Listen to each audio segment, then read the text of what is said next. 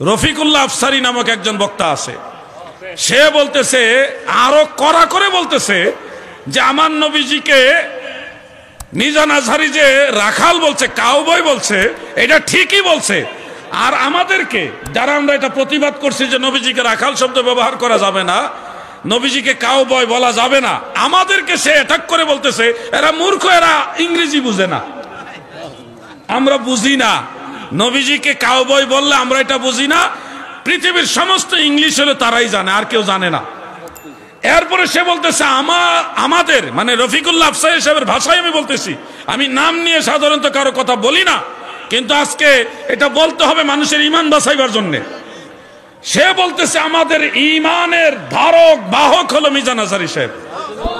নাউজুবিল্লাহ, ঈমানের ধারক বাহক কোন বক্তা হইতে পারে? এই বক্তব্যটা আমার কাছে আছে, কোন যুবক ভাই চাইলে আমি লিংক দিয়ে দিব, আমার সাথে যোগাযোগ করবেন। আমার কাছে আছে এবং আমাদের আশিকুজ্জামান কুষ্টিয়া তার কাছে আছে, আমি লিংক দিয়ে দিব। ঈমানের ধারক বাহক তারা মনে করে একজন বক্তাকে, এগুলি তো সীমা লঙ্ঘন। হে যুবক ভাইরা, আমরা কোন ব্যক্তির বিরুদ্ধে না, আমাদের ঈমানের ধারক বাহক কোন বক্তা না, আমাদের ঈমান হলো মদিনাওয়ালা, ঠিক কিনা বলে? কেন আপনাদেরকে এই কথাগুলি বলি? বলার মূল কারণ হলো ঈমান। ঈমান এমন জিনিস, মনে রেখো হে চট্টগ্রামের মুমিন মুসলমান, হে বাংলার মুমিন মুসলমান, মনে রেখো জান গেলে জান পাওয়া যাবে, কিন্তু ঈমান গেলে ঈমান পাওয়া যাবে না।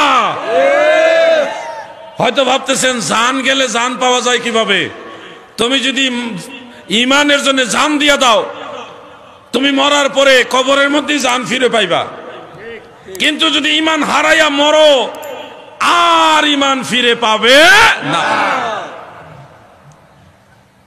তোমার জান গেলে জান পাইবা, কিন্তু ঈমান হারাইয়া মরলে ঈমান আর পাইবা না। ঈমান ও মুহাব্বত আমার নবী মুস্তাফার গো, খাকে গলি মদিনার শতত বিছানা মোরো, বালাখানা হইল মোরো গলি মদিনার গো। ঈমান ও মুহাব্বত আমার নবী মুস্তাফার গো। আল্লাহুম্মা সাল্লি আলা